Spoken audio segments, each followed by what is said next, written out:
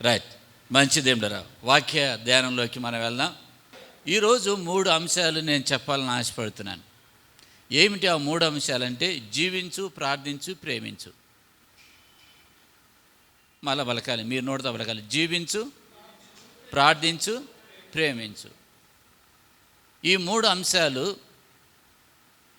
మొదటిగా జీవించు, రెండోదిగా ప్రార్థించు, మూడోదిగా ప్రేమించు. ఈ 3 మన జీవితంలో ఉండాలి. జీవించాలి. ఎలా జీవించాలి? ఎవరైనా నాకు యవనస్తుని నేను అడిగాను అనుకో, లైఫ్ ఏంది, జీవించడం ఎలాగా అంటే, లైఫ్ అట్టిట్టు ఉండకూడదు, చాలా ఖతర్నాక్ ఉండాలంటాడు. ఆ ఖతర్నాక్ ఏందో మనకు అర్థం కాదు.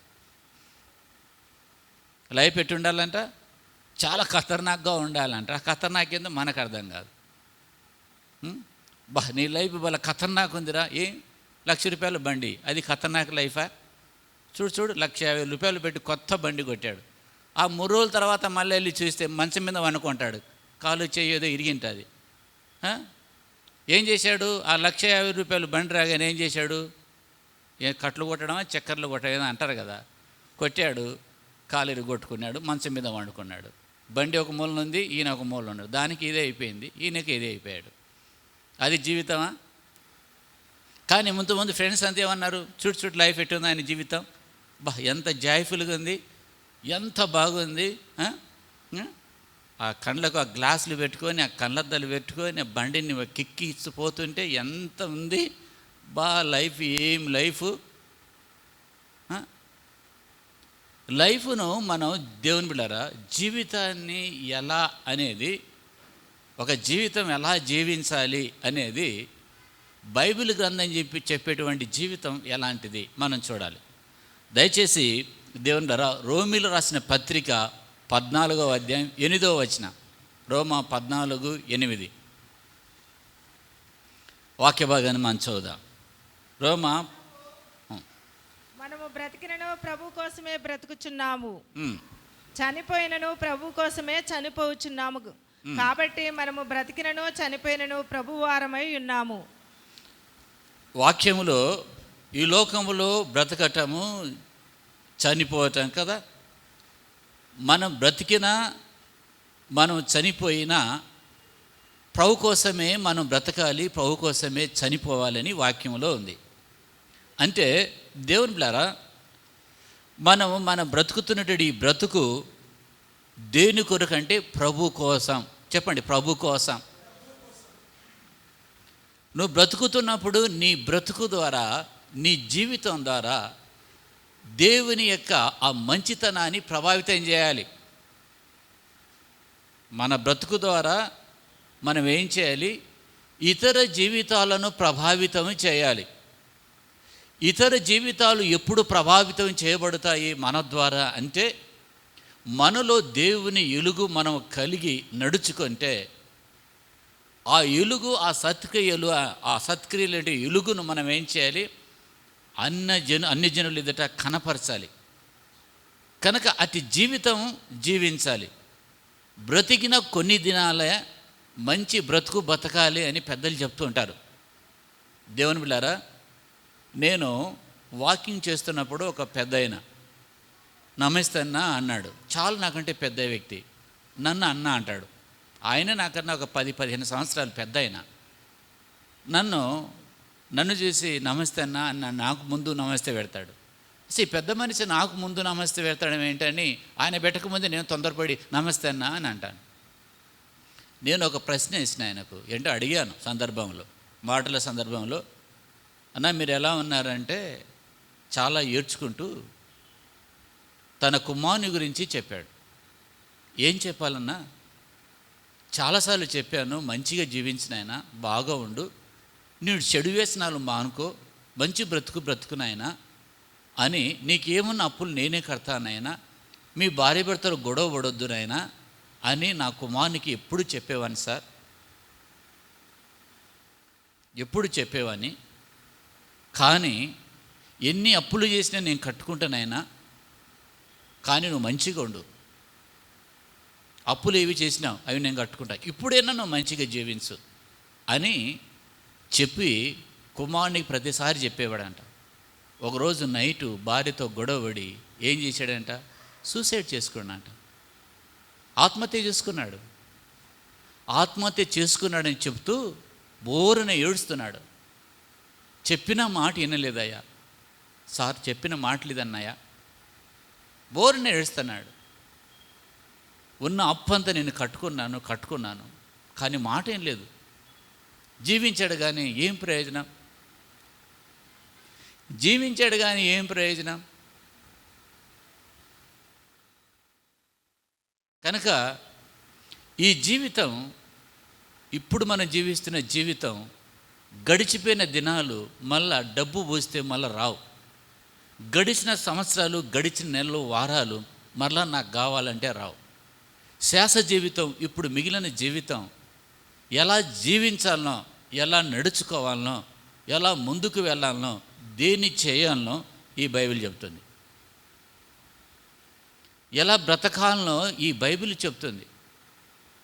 ఇశ్రాయేలు నడిపించినటువంటి నాయకుడు మోసే వారితో మాట్లాడుతూ, మీరు ఎంత చెప్పినా మాట వినరు, మీరు లోబడరు, జాగ్రత్త, మీ దేవుడైన యెహోవా మాట మీరు ఎల్లప్పుడూ వినాలి, ఆయన మాటకి విధేయత చూపించాలి. ఈ యోర్దాను దాటిన తర్వాత, పాలు తేనెలు ప్రవహించే దేశాన్ని మీరు స్వతంత్రించుకున్న తర్వాత జర భద్రం, జర జాగ్రత్త అన్నాడు. దేవుని మాట మీరు జాగ్రత్తగా పాటించాలి అని చెప్పాడు. చెప్పినప్పుడు ఎందుకు చెప్పాడు? ఈయన వెళ్ళిపోతున్నాడు, ఇంకా ఈయన టైం అయిపోయింది. టైం అయిపోతున్నప్పుడు చెప్తున్నాడు. కుటుంబ యజమాని కూడా ఇంకా తన యొక్క చివరి క్షణాల్లో, ఇంకా కొన్ని క్షణాల్లో ప్రాణం ఇడిచిపోతుంది, లేక ప్రాణం పోతుంది అనగా దానికి ముందే ఏం చేస్తాడు? రండి అందరిని, ఇంటి వాళ్ళు పెద్దవాళ్ళందరినీ పిలుచుకుంటాడు దగ్గరికి. పిలుచుకొని ఏం చెప్తాడు? నేనే మీరు జాగ్రత్తగా ఉండండి, మమ్మీని చూసుకో, చెల్లిని చూసుకో, తమ్ముని చూసుకో, జాగ్రత్త, గొడవ పడకండి, పలానా చోట నేను ఇంత డబ్బు ఉంది, పలానా చోట ఈ ఆస్తులు ఉన్నాయి, ఈ పత్రాలు ఉన్నాయి, మంచిగా ఉండండి నాయన అని చెప్తాడా? ఇదేనా చెప్పేది తండ్రి? చివరికి మంచిగా జీవించని చెప్తాడా? జీవితం, యేసు ప్రభువారు మన జీవితానికి ఇలువలు నేర్పుతాడు. జీవిత ఇలువలు. ఎందుకంటే ఆయన ఈ లోకానికి వచ్చి ఆయన ఎలా జీవించాడు, ఎలా ప్రేమించాడు, ఎలా నడుచుకున్నాడు, ఎలా మాదిరి చూపించాడో ఆయన మాదిరిని మనం కలిగి ఉండాలి. ఎలా జీవించాలనో దేవుని వాక్యం అనుదినము రోజు నీకు బోధ చేస్తాడు పరిశుద్ధాత్మ దేవుడు. ఎంసెట్లో ఒకసారి సీట్ రాకపోతే మళ్ళీ రెండోసారి ప్రిపేర్ అయ్యి డబ్బులు ఖర్చు పెట్టి మళ్ళీ కోచింగ్కి వెళ్తారు. రెండోసారి కూడా ఎంసెట్లో మంచి మరలా సీట్ రాలేదనుకో, మూడోసారి వెళ్ళిన వాళ్ళు ఉండరు. మూడోసారి వెళ్ళినప్పుడు సీటు కొట్టినప్పుడు ఎట్లుంటుంది అంటే వాళ్ళకు సంతోషం ఉంటుంది. అంటే ఈ లోక సంబంధంగా ఏదైనా ఒక గురి కలిగి ఒక కెరీర్ విషయంలో కష్టపడతారు. విశ్వాసులుగా దేవుని బిడలగా మన జీవితాన్ని, మన బిడల జీవితాన్ని ఒక క్రమమైన పద్ధతిలో నడిపించుకోవాలి జీవితాన్ని. అంటే జీవితం మోసపోతున్నారు, అనేకులు జీవితాల్లో మోసపోతున్నారు. యువత దారి తప్పిపోతుంది, చెడు వ్యసనాలకు లోనవుతున్నారు. చాలా పరిస్థితులు ఉన్నాయి, చాలా భయంకరమైన పరిస్థితులు మన చుట్టూ మనల్ని ఆవరించి ఉన్నాయి.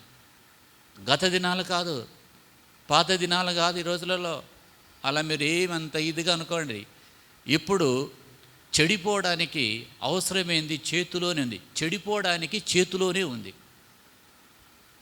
అంతేం అవసరంలే. చెడిపోవడానికి చేతిలోనే ఉంది. అంతెందుకు మీ పిల్లల్ని పరీక్షించాలంటే సెల్ ఫోన్ తీసుకొని బాగా సీరియస్గా చూస్తున్నప్పుడు వారి చేతుల్లో సెల్ ఫోన్ లాక్ ఏమంటారో అప్పుడు ఇదేమే ఉంటుంది ఇంట్లో.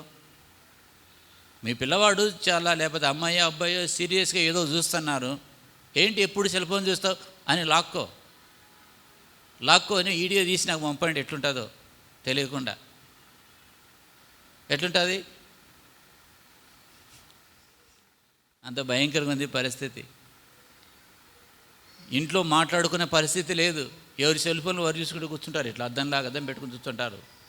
మాట్లాడుకునే పరిస్థితులు లేదు. కుటుంబంలో ఆయన భోజనం వడ్డిస్తే నాకు బల్ల దగ్గర కూర్చొని ఇటు చూసుకుంటాడు. అన్నం పెట్టానండి తినంటే అంటాడు, కానీ ఆమెకి ఇలా అన్నం కెళ్ళి చూడాడు. పరిస్థితులు చేంజ్ అయిపోయాయి. ఆ సెల్ ఫోన్లు ఇవన్నీ రాని టైంలో, ఫోన్లు లేని టైంలో బాగుని ఉండేది. మాకు కూడా బాగుంది. ఆ దినాలు మేము చూసాం కదా.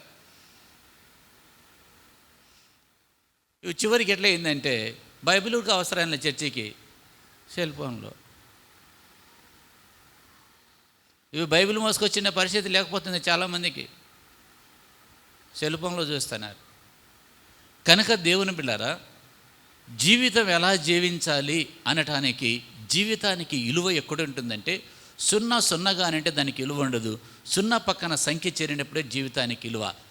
ఒక అద్భుతమైనటువంటి జీవితాన్ని ఈ భూమి మీద కొనసాగించాలి అంటే క్రీస్తు నీలో ఉంటేనే అది సాధ్యమవుతుంది. హల్లెలూయా. క్రీస్తుకు నీ జీవితాన్ని ఇచ్చి, ఆయన వాక్యానికి నీ హృదయాన్ని చోటిచ్చి, పరిశుద్ధ ఆత్మచేత ముద్రించబడి వాక్య బోధలు వెదుగుతున్నప్పుడు రోజు రోజుకు కత్తికి ఎలా పదును పెడతామో నీ జీవితం అలా ఉంటుంది. మరి జాగ్రత్త చెప్తున్నా దేవుళ్ళారా, ఎవరైనా ఏ వయసులో వారైనా సరే ఈ వాక్యానికి నీ హృదయంలో చోడిచ్చి దేవుని బిడ్డలతో సహవాసం చేస్తూ దేవుని వాక్యాన్ని చదువుతూ ఉన్నప్పుడు ఎలా ఉంటుందంటే, ఓ కత్తికి పదును పెడుతున్నప్పుడు ఎట్లుంటుందో, ఓ మొద్దుపోయిన కత్తికి ఆ తుప్పు పట్టినది పోవాలంటే ఆ కత్తులకు సాన పట్టే వ్యక్తి వస్తాడు. కత్తులకు సాన పడతాను అని అడుచుకుంటూ వస్తాడు. అతని దగ్గర ఒక చక్రం ఉంటుంది. ఎప్పుడో పాత పడిన కత్తులు అని చేతికి ఇస్తాం. ఇంకో చూడండి, అతని చేతులు పెట్టిన తర్వాత ఎట్లా సాన పెడతాడు. తల మెరిసే విధంగా ఉంటుంది. జీవితం ఎలా ఉంటుందంటే దేవునిలోకి వస్తే అలా తల మెరిసేటువంటి జీవితం, చురుకైనటువంటి జీవితం, ముఖముల ఆనందం, నిండు ధైర్యంతో, నిబ్బరమైన మనసుతో మనం వేసే ప్రతి అడుగు ధైర్యంతో వేస్తాం. ఎందుకంటే నువ్వు వేసే ప్రతి అడుగు దేవుని శక్తి ద్వారా నువ్వు ముందుకు వెళ్తున్నావు. అది నేను చెప్పే కథ కాదు, లేకపోతే కథ అల్లడం కాదు, నా సొంత అభిప్రాయం కాదు, కవిత్వం కూడా కాదు. వాస్తవము, వాక్యములు అటువంటి వాస్తవం. దేవుని వాక్యం ఎల్లప్పుడూ అది సత్యం. కనుక దేవుడు ఏదైతే మన జీవితాన్ని సరైనటువంటి మార్గంలో నడిపిస్తుందో ఆ వాక్యానికి మనం దూరంగా ఉంటున్నాం. ఆ వాక్యానికి దగ్గర రావాలి. అంటే మీరు అనొచ్చు, పాస్టర్ గారి వాక్యానికి ఎక్కడ మేము దూరం ఉన్నాం? ప్రతి ఆదివారం నువ్వు బోధించినట్లు వింటున్నాం. లేచి నిలబడమంటే లేచి నిలబడుతున్నాం, కూర్చోమంటే కూర్చుంటున్నాం, పాడమంటే పాడుతున్నాం, హల్లెలూయా చెప్పమంటే హల్లెలూయా చెప్తున్నాం. కాటేజ్ ప్రేయర్ మీటింగ్ అంటే కాటేజ్ ప్రేయర్ మీటింగ్కి వచ్చి మేము అన్నీ చేసినప్పుడు మాకు దేవుని వాక్యానికి ఎలాగ దూరంగా ఉంటే మేము అంటారు. మనం చేటుకు మనం చేస్తున్నాం. వాక్యానికి మన హృదయంలోకి చోటునివ్వాలి. హల్లెలూయా. అది మొదటిగా జీవితాన్ని గురించి. కనుక ఈ జీవితాన్ని గురించి ఎవరో వచ్చి ఇలా నడుచుకో, ఇలాగ డబ్బులు ఆదాయ చేసుకో, ఇక్కడ పోయి పలానా షాపుకు కొనుక్కో, ఇలాగ వంట వండుకో, ఇలాగ ఇతరులతో మాట్లాడు, ఇలాగ ఉండని ఎవరో వచ్చి నీకు బోధించాల్సినటువంటి అవసరం లేదు. దేవుని వాక్యం నువ్వు అనుదినం చదువుతుంటే మహా జ్ఞానం నేను ఎలా నడుచుకోవాలనో ఆ జ్ఞానం నీకు పొందుకుంటావు. మరి ఈ జ్ఞానాన్ని నీ జీవితాన్ని నడిపించేటువంటి ఈ బైబిల్, ఇది నువ్వు అనుదినము ఏం చేయాలి? ఈ బైబిల్ పట్టుకున్న వాళ్ళు, నీ చేతులకు ఈ బైబిల్ వస్తే నీ జీవితం ఎలా ఉంటుంది తెలుసా? ఇది దీన్ని మోస్తే నిన్ను మోస్తుంది. దీన్ని నువ్వు మోస్తుంటే నీ జీవితకాలం నిన్ను మోస్తుంది. నీకు ఎలాంటి పరిస్థితులు ఉన్నా నీ జీవితంలో నువ్వు మాట్లాడే విధంగా ఇతరులు మాట్లాడలేరు. అంటే అర్థమేమి? జ్ఞానయుక్తంగా పాండిత్యంతో మాట్లాడడం కాదు, అతను నిండు ధైర్యంతో ఉండగలవు. హల్లెలూయా. మరి అట్లా జీవితం కావాలన్నా? భక్తులు అదే చేశారు. భక్తులు అలాగా చేశారు. కనుక క్రీస్తుతో కలిసి, క్రీస్తును కలిగి నువ్వు జీవించే జీవితము అద్భుతంగా ఉంటుంది. క్రీస్తు లేకుండా నువ్వు జీవించే జీవితము అభద్రతాభావముతో, భయముతో, ఆందోళనతో, కలవరముతో, ఏం జరుగుతుందనేటువంటి చింత, ఆవేదనతో జీవిస్తావు. ఏ జీవితం కావాలా నీకు? నిబ్బరమైన హృదయంతో, ధైర్యంతో, దేవుడు నాకు అండగా ఉన్నాడు, సమస్యలు వస్తాయి. ఒక ముఖ్యమంత్రి గారిని ఒక ముఖ్యమంత్రి గారిని ఒక వ్యక్తి ఇంటర్వ్యూ చేస్తూ, నువ్వు స్ట్రెస్లోకి వెళ్ళిపోతే ఏం చేస్తావు అని అడిగాడంట. స్ట్రెస్ వస్తాయి, అంతగా నేను తీసుకోను నా మైండ్కి. అలా స్ట్రెస్ వస్తే నేను ఎక్కువ ప్రార్థన చేస్తా అన్నాడు. ముఖ్యమంత్రి అనగానే ఆయనకి టైం దొరకదు. ఆయనకే ప్రార్థన చేస్తానంటే, ఎక్కువ ప్రార్థన చేస్తానంటే మనం ఎట్లా చేయాలా?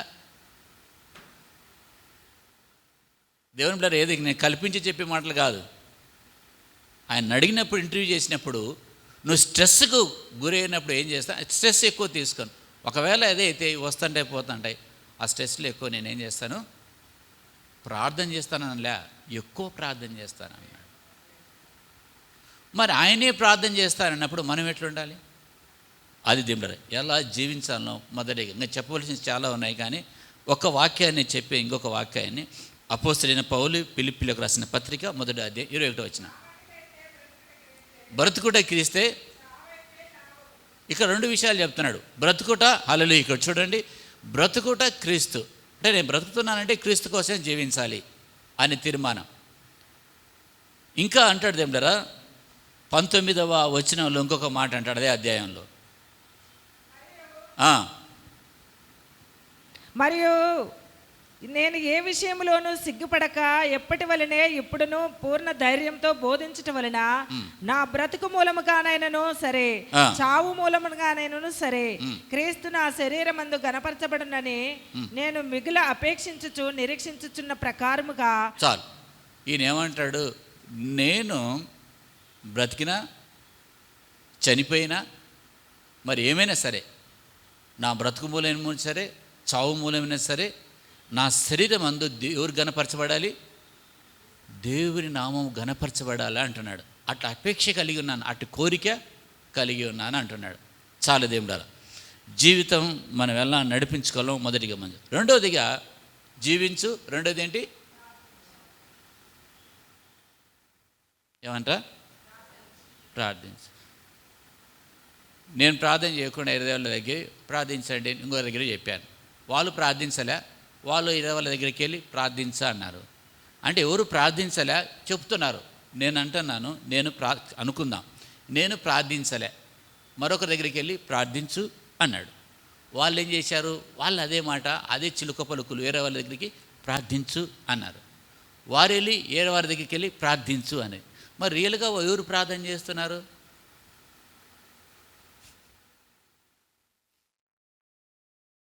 ప్రార్థిద్దాం, ప్రార్థన చేసుకుందాం అని అంటున్నాం. దేవుని బిడ్డలారా, ప్రార్థన గురించి బైబిల్లో మీరు ఎప్పుడైనా విన్నారా? ఇదేం కొత్త ప్రశ్నే. ఇప్పుడు మీరు చెప్తున్నారు కదా పాస్టర్ గారు, ప్రార్థన గురించి, ప్రార్థన జయాల గురించి, ప్రార్థన విజయాల గురించి, ప్రార్థనలో మనం మొరపెట్టినప్పుడు ఎలాంటి విజయాలు చూస్తాం, ఎలా శోధన నుండి బయటపడతాం, బైబిల్ గ్రంథం ఏమైనా ప్రార్థన గురించి చెప్పిందా? చెప్పిందంటే చెప్పింది, చెప్పలేదంటే చెప్పలేదు. చెప్పండి, ప్రార్థన గురించి బైబిల్ ఏమైనా చెప్పిందా? చెప్పింది. చెప్తే మనం ఏం చేయాలి?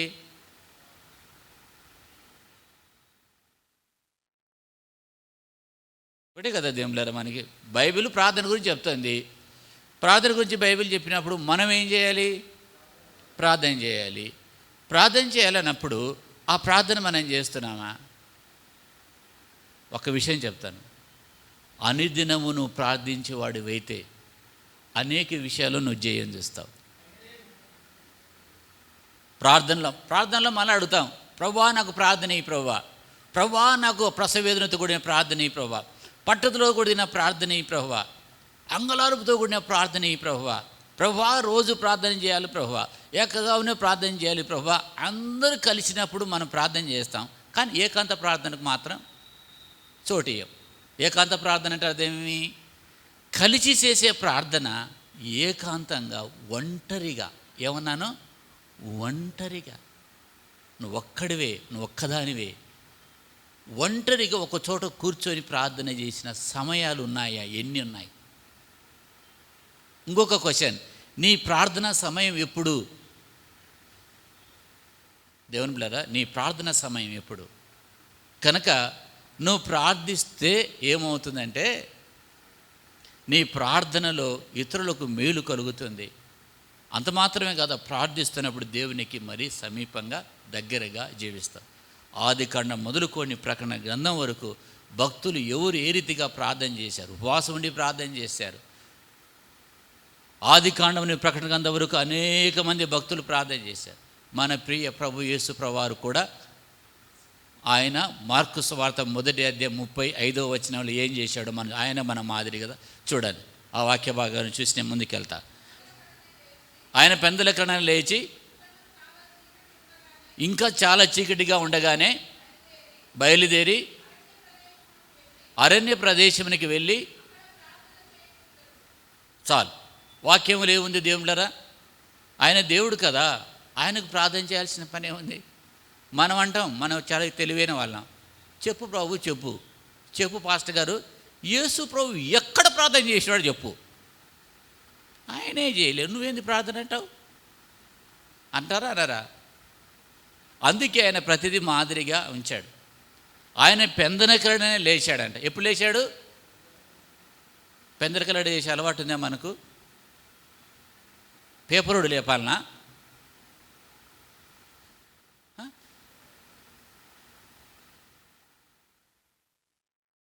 సూర్యుడు ఉదయించక ముందే ఎవరైతే లేస్తారో వారి జీవితాలలో గొప్ప కార్యాలు చేశారో వాళ్ళు గొప్పవారయ్యారు. సూర్యరశ్మి పడకముందే ఎవరైతే లేచారో, లేచి వారు పనుల మీద శ్రద్ధ ఉంచి ముందు కొనసాగారో వారే గొప్పవారయ్యారు. తెల్లవారిన 10 గంటలైనా లేకుండా మేము లేపాలన్న పేరెంట్స్, ఒక హాలిడే వచ్చిందనుకో, అమ్మాయ ఈరోజు హాలిడే వచ్చింది, ఈరోజు సెలవు వచ్చింది, అమ్మా చాలా ఇలా కాళ్ళు ముడుచుకొని, రోజు కాళ్ళు ముడుచుకోవాలి, రోజు చేతులు ముడుచుకోవాలి, అప్పుడు ప్రశాంతంగా నిద్రపోవాలి 10 గంటల వరకు. దేవుని బిడ్డలారా, ఆల్ నైట్ ప్రేయర్ అయిపోయింది, తెల్లవారింది, మెట్లు దిగిపోతాను పోయిన శుక్రవారం, తెల్లవారింది, రాత్రి అంతా ప్రార్థన జరిగింది, తెల్లవారింది, కిందికి పోతే వాకింగ్కి వస్తున్నారు. ఆ అబ్రాం బ్రదర్ను రాజేంద్ర నగర్లో వదిలిపెట్టి ఇంటికి వచ్చేసరికి 6:30 ఎంత అయింది, 6:30 అయింది. వెళ్ళి కాస్త పండుకుందామని అట్లా పండుకున్నా. అప్పుడే రవి ఏం చేసాడు, కెమెరా పట్టుకొని వచ్చినాడు. శనివారం కదా, పాపం లేపలేక ఆన్లైన్ ప్రేయర్ కదా అని కూర్చొని ఉన్నాడు చైర్లో. ఆయన నాకు ఎదురుగా అట్లా చైర్లో కూర్చుంటే నేను నిద్రపోతాను, నాకు నిద్ర వస్తుంది, ఇంకా పార్కులోకి వెళ్ళాలా ఎవరు పట్టుకొని ముందు నేటి బెడ్రూమ్ అంటే ఎదురు కూర్చున్నాడు, అట్లాగా చైర్ వేసుకొని కూర్చున్నాడు. అయ్యో పాపం రాత్రి అంతా మేలుకున్నాడు, అంకుల్ ఎప్పుడు లేస్తాడని. లేట్ అయితే ఎండ వస్తే ఎండలో మనం తీయలేరు.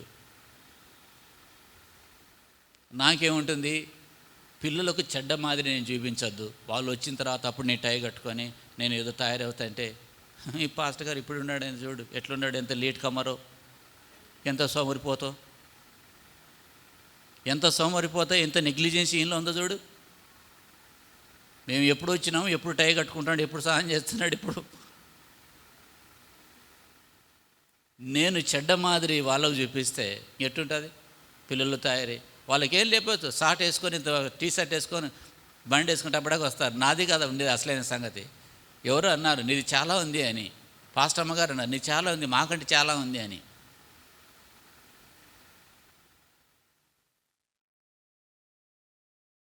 ప్రార్థన అంటే దేవుళ్ళు ఏకుజామున లేచే విషయంలో చెప్తున్నాను. ఎంతమందికి మీ అలవాటు ఉందో నాకు తెలియదు. ఏకుజామున లేచే విషయంలో 6 గంటల తర్వాత మళ్ళీ ఆ యొక్క సోమరి అంట ఏం చేస్తాడంట, సోమరి బెడ్ మీద తిరుగుతాడు, బెడ్ మీద ఉంటాడంట, తలుపు ఉతుక మీద ఉంటుందంట, తిరగడానికి అది ఉతుక మీద ఇటు తిరుగుతూ ఉంటుంది. సోమరి ఎక్కడ ఉంటాడంటే బెడ్ మీద ఉంటాడు. సోమరి నిద్రిస్తాడు కానీ తాను పండుకున్నటువంటి ఆ బెడ్షీట్లు కూడా మడత పెట్టాడు, తాను తిన్న ప్లేటు కడగడు, తాను తిన్నటువంటి బెడ్షీట్స్ దాన్ని పండుకునే బెడ్షీట్లు సెట్ చేయడు, తాను ఇడిచిపెట్టినట్టు షర్ట్లు సరిగా తగిలిడు ఎక్కడో పడేస్తాడు. సోమరితనం చాలా భయంకరమైంది, డిసిప్లిన్ లేనితనం చాలా భయంకరమైంది అంటారు. యోగజామున లేచి యేసుప్రభు వారు వెళ్ళి ఆయన ప్రార్థన చేశాడు. అరణ్య ప్రాంతానికి వెళ్ళి, మనం అరణ్యానికి పోవాల్సిన పనిలే, ఇంట్లోనే పక్కన బెడ్రూమ్లో కూర్చొని ప్రార్థన. పాస్టర్ గారు చెప్పాడు కదా అరణ్యానికి వెళ్ళాలని, చీకటి లేచి ఎక్కువ అడవిలో పోవాల్సిన పనిలే, ఇంట్లోనే చేయి ప్రార్థన. ఒకటి జీవించాలని చెప్పాను, రెండోది మూడవది ఏంది ఏమిటదా, దీంట్లోనే అసలైన సంగతి, దీంట్లోనే అసలైన సంగతి ప్రేమించు. అవును, ప్రేమిస్తాం, చాలా ఈజీ. వాళ్ళు ప్రేమిస్తే నేను ప్రేమిస్తాను, చాలా ఈజీ. ప్రేమించడం వలన బైబిల్ గొప్ప గొప్ప సంగతులు మనకు బోధించింది. ప్రేమించాలి. ఒక స్నేహితుడు మన స్నేహితుడు, ఆయన మనల్ని ప్రేమిస్తున్నాడు. మనం ప్రేమించడం ఈజీనా? మనల్ని ప్రేమించిన వారిని తిరిగి ప్రేమించడం ఈజీనా? సులభమే కదా. ఒకవేళ మన గురించి చెడ్డగా మాట్లాడుకుంటూ తిరుగుతున్నాడు, అతన్ని ప్రేమించి చూద్దాం. నీ గురించి చెడుగా మాట్లాడుతున్నాడు, నీ కుటుంబాన్ని గురించి చెడ్డగా ప్రాపగండ చేస్తున్నాడు, నీ ఆఫీసులో నీ గురించి పెద్ద ఆఫీస్ పే ఆఫీసులకి వెళ్ళి ఆయన ఇట్లా అని చెప్తున్నాడు, ఆ నెక్స్ట్ డే చూపు మారుతా చూసుకో. కావాలంటే నీలో కొంత కలత లోపలికి వస్తే, కొంచెం వస్తే, ఆ వ్యక్తి ఏ వ్యక్తిని గురించైనా ఒక చెడు భావం, విరోధ భావం మనలోకి వస్తే, ఇంకో వారిలో కలుస్తాయా లైన్లు, ఆ వేవ్స్ కలుస్తాయా, ఆ లెంత్ కలుస్తుందా? బాగున్నామంటే బాగున్నా అంతే. ప్రేమించు అంటే దేవులరా, బైబిల్ గ్రంథంలో చాలా అద్భుతమైన సంగతులు. ఒక మాట అన్నాడు, ఒకే ఒక మాట, కొరింథీ పత్రిక 1 కొరింథీ 13వ అధ్యాయము అలా తీసి పెట్టుకోండి. ప్రేమకున్నటువంటి క్యారెక్టర్స్ ఉన్నాయి, గుణాలు ఉన్నాయి. ప్రేమ లేనివాడు ఎడుతుడు అన్నాడు. అంటే ఏమి? వేస్ట్ ఫెలో అని అర్థం కదా. ఒకవేళ డైరెక్ట్ అంటే, ఒకవేళ నా భాషలో అంటండా, ప్రేమ లేనివాడు వేస్ట్ ఫెలో అన్నాడు అనుకో. ఎవరైనా మనల్ని వేస్ట్ ఫెలో అంటే బతికిరే వాళ్ళు, బతికిరే. అయ్యా నీకు ప్రేమ లేదు, నువ్వు వేస్ట్ ఫెలో. మీరు ఎందుకు లేదు నన్ను అన్నాను అనుకో, పాస్టర్ గారు మీరు ప్రేమ లేదు మీకు వేస్ట్ ఫెలో అన్నారనుకో, ఎట్టుంటుంది? ఇంకా మీ గురించి కాదులే, మీరు మంచివారు, నా గురించి నేనే అప్లై చేసుకుంటా. నేను బోధించేవని కదా, అసలు నేను ఎట్లుండాలని నేను పరీక్షించుకోవాలి కదా, నీకు బోధించడమే కాదు కదా. ప్రేమ లేనివాడు వ్యర్థుడు అనేది. కనుక దేవుని బిడ్డలారా, ఓ ప్రేమ అనేది, ప్రేమ అగాపే ప్రేమ, ఇది మనలో ఉంటే మనం పంచగలం. నీ దగ్గర ఒక 100 రూపాయలు, ఒక 1000 రూపాయలు ఉన్నాయి, అవసరతలు ఉన్నవారు వచ్చారు, అన్న 100 రూపాయలు అంటే నీ దగ్గర 1000 రూపాయలు ఉన్నాయి కనుక తీసుకొని 100 రూపాయలు ఇచ్చినాం, నీ దగ్గర ఉన్నాయి కనుక. అసలు నీలోనే ప్రేమ లేదు, నువ్వు పంచగలుగుతావా? చేతన అవుతుంది. నాలో ప్రేమ లేదు, కఠిన హృదయం ఉంది, కఠినత్వం ఉంది, ఇతరులకు ప్రేమ చూపించలేను. నాలోనే కఠినత్వం ఉంది, రాతి గుండె ఉంది, ఇది పగలలే. ఈ రాతి గుండె నుండి ఇతరులకు నేను ఏదైనా ఇవ్వగలనా? ఎంత కఠినమైన జీవితం చూడండి. అక్కడ పాస్టర్ గారి దగ్గర చెప్తాడు, కీడుకైనా కలిమికైనా అన్ని విషయాల్లో ఈమెను అత్తుకుందు అంటే అత్తుకుందును అంటాడు. ఆమె అంటుంది, ఆమె అత్తుకుందని అంటుంది. మరి అంత ప్రమాణం చేసిన తర్వాత మళ్ళీ ఏం చేస్తారు? ప్రేమ లేకపోవడమే, ప్రేమ లేకపోవడమే. ఈ ప్రేమ నీలో ఉంటే నువ్వు పంచగలవు. ఈ ప్రేమ నువ్వు సంపాదిస్తే, డబ్బులున్నా కానీ ఖర్చు అయిపోతాయి, కానీ ఇది సంపాదిస్తే ఎట్టుంటుందంటే, గాయం ఉన్న చోట ప్రేమ ఉంటే ఆ గాయం నయం అవుతుంది. గాయం ఉన్న చోట ప్రేమ ఉంటే అక్కడ గాయం ఏమైపోతుంది? నయం అయిపోతుంది. చీకుడు ఉన్న చోట ఏం కావాలి? వెలుగు కావాలి. అసమాధానం చోట ఏం కావాలి? సమాధానం కావాలి. నువ్వు ప్రేమిస్తే ఏమైపోతుంది? నువ్వు ప్రేమిస్తే ప్రేమతో నువ్వు జయించగలవు. అబ్రహాం లింకన్ ఏం చేశాడు? ఆయన ఒక ప్రత్యేకమైనటువంటి ఒక మీటింగ్కి వెళ్తున్నాడంట, ఒక ప్రాముఖ్యమైన మీటింగ్కి వెళ్తున్నాడంట. ఆ మీటింగ్లో అబ్రహం లింకన్ సన్మానిస్తారు. భార్య ఎలాంటిదంటే కొంచెం కోపిష్టిమైన భార్యలతో మనం చేయవలసిన పని ఒక్కటే, ఆమెతో గొడవడపోవడమే మంచిది, గుర్తుపెట్టుకోండి అంతే. కొంచెం గొడవడకుండా కోపడుతుంది, చల్లారి. కోపిస్టులు ఏం చేస్తారంటే టప్పును మండి చల్లారిపోతారు వెంటనే, వాళ్ళ దగ్గర కాముగా ఉంటే చాలు, అంతే ఇంతే, ఇంకంతకంటే ఏమీ లేదు.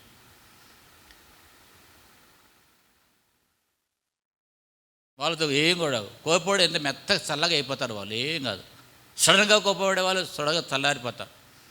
అబ్రహాం లింకన్ భార్య ఆమె కోపిస్ట్ ముందుకొచ్చి, నువ్వు ఇలా వెళ్తావని పసుపు నీళ్ళు జల్లిందంట. మొత్తం కోట్ వేసుకుని వెళ్ళిపోతున్నాడంట ఆయన. ఆ మీటింగ్కి పసుపు నీళ్ళు జల్లిన ఇటు అనుకొని, ఒకవేళ ఆ స్థానంలో ఉంటే మనకు కష్టమే. ఆయన కనుక ఓర్చుకున్నాడు. పసుపు నీళ్ళు జల్లిని కోటు మీద ఇటు అనుకొని నవ్వుకుంటూ వెళ్ళిపోయాడంట. వెళ్ళి ఆ మీటింగ్లో ఆయనకు మంచి గొప్ప సన్మానం చేశారు, పూలదండలు వేశారు. ఇంటికి వచ్చాడు. ఇంటికి వచ్చి తన మెడలో పూలదండలు తీసి తన భార్యలో మెడలు వేసాడంట. ఊరుకుంటుందా అమ్మగారుగా? ఇంకేమన్నారంట, ఇలాంటిదా క్రీస్తు ప్రేమ అని, ఇలాంటిదే నీ ప్రేమ అంటే క్రీస్తు ప్రేమ. కనుక దేవుని బిడ్డలారా, ఈ కఠినమైనటువంటి బండ పగిలి దీంట్లో నుండి నీరు రావాలంటే మోసే బండను పగలగొట్టినట్టు బండ ఆ చూపినప్పుడు ఏమిటరా బండ నుండి నీళ్ళు వచ్చాయి. ఈ కఠినమైన హృదయము మెత్తని హృదయంగా మార్చినప్పుడు ప్రేమ యొక్క జలం అనగా దేవుడరా ఈ ప్రేమ అనేది ప్రవహిస్తుంది. అప్పుడు మనం ఏం చేయగలుగుతాం అంటే పరిచర్య చేయగలుగుతాం, ఆనందంగా ఉండగలుగుతాం, ప్రశాంతంగా ఉండగలుగుతాం, ఇతరులు కూడా ప్రశాంతంగా ఉండగలిగిస్తాం. ఈ ప్రేమ శక్తి గలది. ప్రేమ చేత జయించాలి. కీడు చేత జయింపబడక ప్రేమ చేత జయించాలి. ఈ ప్రేమ ఎప్పుడు కూడా గర్వాన్ని చూడదు, అపకారాన్ని చూడదు, గొప్పతనాన్ని చూడదు, డబ్బు చూడదు, హోదాను చూడదు. ఏ సరుతు లేకపోయినా ప్రేమిస్తుంది. సంపాదించు ప్రేమ గొప్పవాడుగా మారు. సంపాదించు ప్రేమను, నువ్వు జయశ్రీలుడుగా ఉంటావు, నీ జీవితంలో ఫెయిల్యూర్ కావు. ప్రేమ సంపాదిస్తే మా డాడీ కఠినుడు, మా డాడీ ఇలాగా, మా మమ్మీ ఇలాగా అనలేరు. నీలో ప్రేమ సంపాదిస్తే. హల్లెలూయా. ప్రేమ సంపాదించాలని ఎప్పుడైనా కలిగిందా?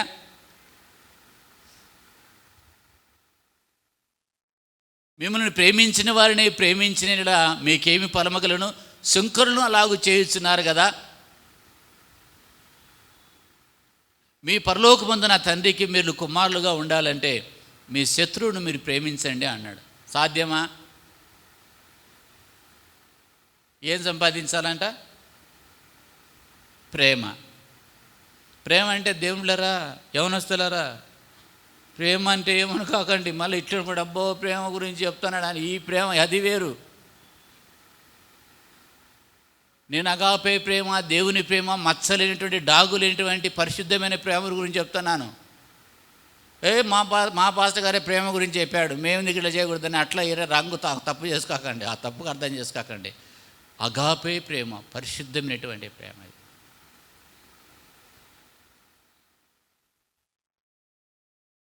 ప్రేమించుకున్నారు, పెళ్లి చేసుకున్నారు. మరి ఇడిపోతున్నప్పుడు ఏం చేస్తారా? ప్రేమించుకొని ఇడిపోతారా? అదే ప్రేమ? అది లోక ప్రేమ మధ్యలో. ఆ ప్రేమ గురించి నేను చెప్పాను, లోక ప్రేమ గురించి చెప్పటాను. ఆ ప్రేమ గురించి ప్రేమించుకున్నారంట, పెళ్లి చేసుకున్నారంట, కొన్ని సంవత్సరాలు కొనసాగించారు జీవితంలో, తర్వాత ఇడిపోయారంట. అరే ప్రేమించకురా అమ్మాయిని అంత అంటే, మరి ఏమో అనుకున్నాను రా జీవితం అంత ఉత్తుత్తది అంటాడు. మళ్ళా ఉత్తుత్తి ఎట్టుకుంటే వెళ్ళి ప్రేమించావు, ఉత్తుత్తి ఎట్టు అయిపోయా. ఏదో ఆకర్షణ చూసావు, అమ్మాయి జడను చూసావా, అమ్మాయి ముక్కును చూసావా, అమ్మాయి ఫేస్ని చూసి నీ ప్రేమించావు. అది ప్రేమ? అరే భ్రమలో ఉన్నారు. భ్రమ? ఏ భ్రమ? యవనస్తులు భ్రమలో ఉన్నారు, ప్రేమ అనే భ్రమలో ఉన్నారు. ఆ ప్రేమ కాదేంలా. సరే, శరీరంలో ఉన్నారు, లేకపోతే ఒక వ్యక్తిత్వాలతో కలిసి ఇష్టపడ్డారు, ప్రేమించుకున్నప్పుడు ఆ ప్రేమకు విలువ రావాలంటే దేవుని ప్రేమ దాంట్లో కలిసి ఉండాలి. శారీరకమైన ప్రేమే కాదు. ఇక్కడ నేను అంటున్నది ఏంటంటే, సరే ప్రేమించారు అంటే మీరు ప్రోత్సహిస్తున్నారా పాస్టర్ గారు నాకండి, చెప్తున్నా, విలువ చెప్తున్నా. దానికి విలువ ఉండాలి, దానికి విలువ ఉండాలి దేవుని బిడ్డలారా. దానికి విలువ ఉండాలి. ఆ విలువ ఎప్పుడు వస్తుంది అంటే, ఏ ఆకర్షణ లేకుండా అని, ఏ ఆకర్షణ లేకుండా, ఎలాంటి షరతులు లేకుండా,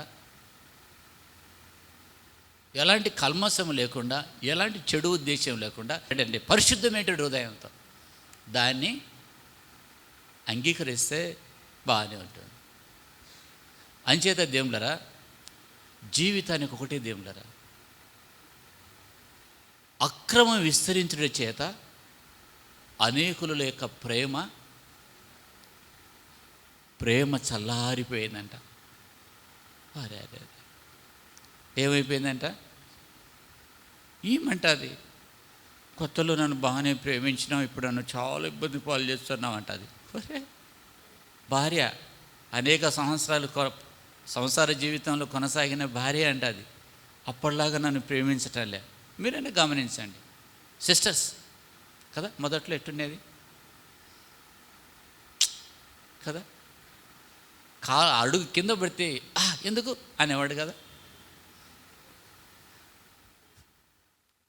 అంటే దేవుని ద్వారా ఇంకా పెరగాలి, దూరం కాకూడదు. నా కోరిక ఏంటి? ఒకటే దేవుని ద్వారా. దీని గురించి చెప్పడానికి చాలా రెఫరెన్సెస్ ఉన్నాయి, కానీ నాకు ఎప్పుడు ఈ ప్రేమ గురించి చెప్పేటప్పుడు నాకు ఒక సందర్భం గుర్తుకొచ్చాది. అదే చెప్తాను నేను. ఏంటంటే, నేను ఇంటర్ చదువుతున్నప్పుడు గిడియోన్ సంస్థ వాళ్ళు ఒక ఎర్ర బైబిల్ కొత్త నిబంధన ఉంటుంది, అది తీసుకుంది ఒక ఆమె. అప్పుడు ఇంటర్ చదువుతున్నాను నేను. ఒక ముసలమ్మ ఆ గిడియోను బైబిల్ పట్టుకొని కర్ర ఊదుకుంటూ, కర్ర చేత పట్టుకుంది, చాలా ఏజ్డ్ ఆమె నా దగ్గరకు వచ్చింది. నాన్న, ప్రేమ అంటే ఏంటో నీకు తెలుసా అని డైరెక్ట్ 1 కొరింథీ 13 తీసింది.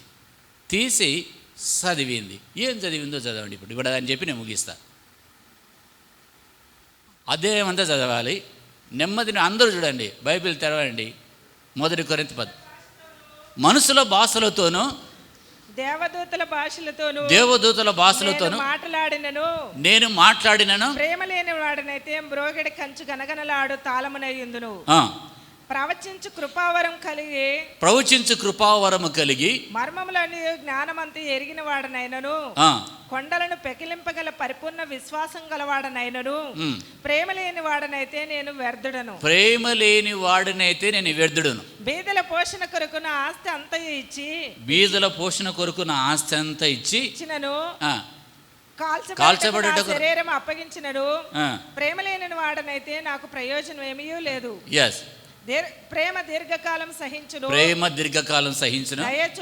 దయ చూపించును, ప్రేమ మత్సరపడదు, ప్రేమ డంబముగా ప్రవర్తింపదు, అది ఉప్పొంగదు, అమర్యాదగా నడవదు, స్వప్రయోజనమును విచారించుకున్నదు, త్వరగా కోపపడదు, అపకారమును మనసులో ఉంచుకున్నదు, దుర్నీతి విషయమే సంతోషించక సత్యమునందు సంతోషించును, అన్నిటినీ తాలుకొనును, అన్నిటినీ నమ్మును, అన్నిటిని నిరీక్షించును, అన్నిటిని ఓర్చుకును, ప్రేమ శాశ్వత కాలముండును, ప్రవచనములైనను నిరర్థకములైపోను, భాషలైనను నిలిచిపోవును, జ్ఞానమే నిరర్థకమగును. మనము కొంతకాలం మట్టుకు ఎరుగుదుము, కొంత మట్టుకు ప్రవచించుచున్నాము. కింద చివరి కాగా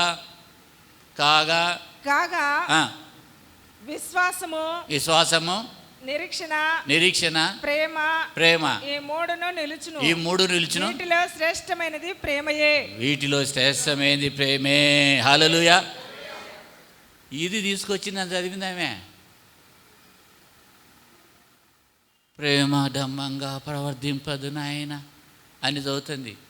అన్నీ విన్నాక ఏమనుకోవాలి ముసలమ్మను? నేను అప్పుడు నా మనసులో అనుకున్నా, నేను అనుకున్నది ఒకటి, ఈమె చెప్పింది ఒకటి. ప్రేమ అంటే ఏమిటో తెలుసునాయనంటే ఏమన్నా చెప్తా, నాకు సంబంధించిన విషయాలు ఏమన్నా చెప్తా, అవి నాకు ఉపయోగకరమే ఉంటాయనుకున్నా. కాదు, నా కళ్ళు తెరిపించేటువంటి వాక్యం వచ్చింది అప్పుడు ఇంటర్లో. కానీ దేవునికి నా హృదయాన్ని ఇచ్చానా? ఇవ్వలేదే. కొన్ని సంవత్సరాలు ఆ వాక్యం నన్ను వెంటాడుతూ వచ్చింది. వాక్యం చదివింది వెళ్ళిపోయింది ఆమె. 75 సంవత్సరాలు 80 సంవత్సరాలు ముసలమ్మ. మర్చిపోయాను, ఇప్పుడు సేవకుడు అయినాను. ఆమె చెప్పింది అర్థమైపోయిందా? ఇప్పుడు ఆమె చెప్పింది వెళ్ళిపోయింది. ఆమె ఊహించింటదా ఈయన సేవకుడు అవుతాడు, సేవ చేస్తాడు చదువుకొని అని ఆమె ఊహించింటదా? దేవుడు కోరాడు, ఆశించాడు. ఆయన నన్ను నా పట్ల ప్రణాళిక కలిగి ఉన్నాడు, ఆమెను పంపించాడు నా దగ్గరికి. కనుక దేవుడు వాక్యం నీ దగ్గరికి వస్తుందంటే దేవుడు నిన్ను, నీ కుటుంబాన్ని ప్రేమిస్తున్నాడు. కనుక దేవుని బిడ్డలారా, ప్రేమను సంపాదించుకొని ఇష్టపడు. అసహ్యం పెంచుకోకు, కోపం పెంచుకోకు, రౌడిజంగా ఉండాకు, కఠినంగా ఉండాకు. ప్రేమ తత్వం కలిగి కుటుంబానికి ఒక పునాది, మూలస్తంభం అదే. భార్య ఒక చిన్న మాట అంటే అలిగిపోయి టిఫిన్ తిన్నాడు, వెళ్ళిపోతారు ఆఫీస్కు. ఏమండి తిన అంటే ఆమె పలకదు, పోనీలే పోనీ, పాపం అట్లనే తినకుండా వెళ్ళిపోతాడు. ఆమె పిలిచదు, ఏం పోనీ ఎవరు పంపిస్తాడు అంటది ఆమె. అంత కఠినమా? ఆయన వెళ్ళిపోతాడు, పిలుస్తాడు, ఇట్లా చూస్తుంది, ఏమైనా పిలుస్తుంది ఏమో చూస్తాను, 2 చూపులు చూస్తాడు, ఇట్లా పిలవదు. ఆమె ఏదో చేసుకుంటే అంటది, వెళ్ళిపోతాడు. కఠినత్వం ఎంత భయంకరమైనది, ఎంత కఠినత్వం. ఎన్నెన్నో ఎప్పుడెప్పుడున్న విషయాలన్నీ లోపల పెట్టుకున్నావా? భార్య ఏం చేస్తుందంట, ఆయన ఎన్న మాటలన్నీ ఏమి ఎత్తి పెట్టుకుంటుందంట. ఆ రోజు ఆ మాట అన్నాడు, ఎత్తి పెట్టుకుంటా. ఆ రోజు ఆ మాట ఎత్తి పెట్టుకుంటా. ఆ రోజు ఆ మాట అన్నాడు, తెలివి తక్కువదానా అన్నాడు, ఎత్తి పెట్టుకుంటా. నీకేమైనా తెలివింది అన్నాడు, ఎత్తి పెట్టుకుంటా. ఎత్తి పెట్టుకుంది ఈమె, ఎత్తి పెట్టుకుని కుప్పడి పెట్టుకుంది. ఆమె ఎన్నే మాటలు ఈయన ఎత్తి పెట్టుకున్నాడు, ఈయన కూడా ఎత్తి పెట్టుకున్నాడు. ఏమైనా నీకేమైనా అర్థం ఉందా? ఏమైనా అర్థమని చేసావు ఈ పనులు? నేను నమ్ముకున్నప్పుడు నీ పెళ్లి చేసుకున్నట్టు నన్ను బాధ పెడుతున్నాను. ఈయన ఎత్తి పెట్టుకున్నాడు, ఆమె ఎత్తి పెట్టుకుంది. ఈమె ఇంకా 2 హృదయాలు కలవాలంటే కలుస్తాయా? అవసరమైనప్పుడంతా లోపల ఇవి ఏం చేస్తున్నాయి? ఎత్తి పెట్టుకునేటివి ఆజ్యం పోస్తున్నాయి, కోపానికి ఆజ్యం పోస్తున్నాయి. అవసరమైనప్పుడు అప్పుడు ఎలా ఉంటుందంటే హృదయంలోకి వస్తుంది. చెయ్యి ఎత్తి ఒక చెంప మీద వేద్దామా అనంత వచ్చింది కదా, అంత శోధన తీసుకొస్తారు వాళ్ళు. ఎట్లాంటి శోధన అంటే రెచ్చగొట్టి చివరికి ఎట్లా అయిపోతుందంటే ఇంకెంతవరకు పోతారంటే ఇంక తట్టుకోలేక వెళ్ళిపోతుంది, చెయ్యి ఎత్తేంతవరకు పోతుంది.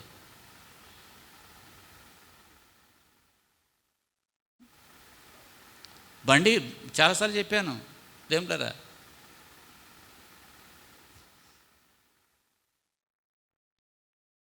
నా విషయం మీకు చెప్తాను.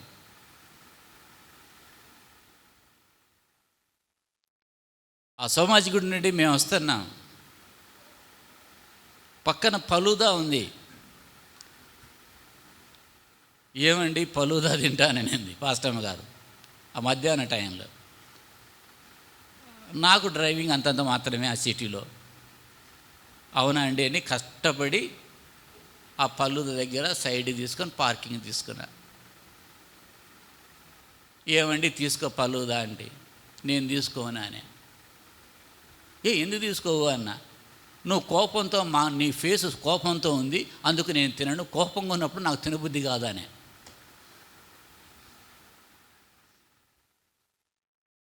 ఎట్లుంటుంది? అరే డ్రైవింగ్ రాదు, కష్టపడి నేను పార్కింగ్ చేస్తే ఫలూదా కోసం, నీ ఫలూదా తినను, ఇప్పుడు కోపంతో ఉన్నా అంటుందని నేనేం చేశాను, ఆ మాట అనడంతో నాకు కోపం వచ్చింది. వచ్చి ఏం చేశానంటే కారును కొంచెం అటు ఇటు చక్కర్లు కొట్టాను. అసలు కారు చక్కర్లు ఏం కొట్టాను, నా హృదయంలో ఎప్పుడైతే మార్పు కలిగిందో వెంటనే నా ప్రవర్తనలో కనపడింది. నా హృదయంలో ఎప్పుడైతే చిన్నపాటి కోపం వచ్చిందో నా చేతులలో మార్పు వచ్చింది, స్టీరింగ్లో మార్పు వచ్చింది, ఎక్సలేటర్లో మార్పు వచ్చింది. ఎక్సలేటర్ తొక్కడం జరిగింది, స్టీరింగ్ పట్టుకు ముందుగా.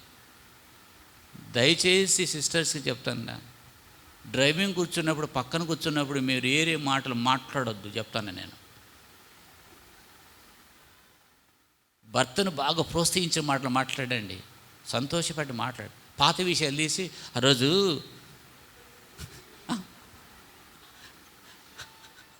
ఆ రోజు అని ఎత్తకండి, ఆ రోజు అనే పదం మాట ఎత్తకండి. ఏమండి ఎలాగండి అని కొంచెం లవ్లీగా మాట్లాడండి. దేవుని ద్వారా అంత పోతుంది, కష్టం పోతుంది, అంతే, ఏమి లేదు. లవ్లీగా మాట్లాడండి, హ్యాపీగా మాట్లాడండి. ఎంత భారమైనా మనం మోగా వెళ్తాం. అప్పటికి ఆయన కృంగిపోయి ఉంటాడు. కృంగిపోయిన టైంలోనే ఏమో ఆ రోజు ఆ పైసలు ఏమైనాయి, ఆ చిట్టి పైసలు ఏమైనాయి, అది ఏమైంది అదే. ప్రయాణం చేసే సమయాల్లో డిస్కషన్ పెట్టుకోండి. ఇతరుల డిస్కషన్, అప్పుల గురించి, డబ్బుల గురించి డిస్కషన్ కాదు. లవ్లీగా ఇద్దరు ఫ్రెండ్షిప్గా మాట్లాడుకోండి చాలా. అట్లా అప్పుడు ఏమవుతుందంటే ఆయన హ్యాపీగా డ్రైవింగ్ చేసుకుంటాడు. అవును కదా. టూ వీలర్ మీద కూర్చున్న వెళ్తున్న భార్య భర్తలు, కారులో ప్రయాణం చేస్తున్నా నెవర్ స్పీక్, ఆర్గ్యుమెంట్ దిగొద్దు. ఒకవేళ సిస్టర్స్కి మీకు ఓర్పు ఎక్కువ కనుక మీరు కొంచెం ఓర్చుకోండి. యజమానుడు బయటికి వెళ్ళి కష్టపడి ఎంతో వస్తుంటాడు కదా, ఓర్చుకుంటున్నారు కనుకనే కుటుంబాలు నిలబడ్డాయి. మీరు ఓర్చుకోలేదు అనటం కాదు, కానీ నా ప్రాక్టికల్గా జరిగిన సంఘటన అదేం లేదు. అప్పుడే అనుకున్నా, నేను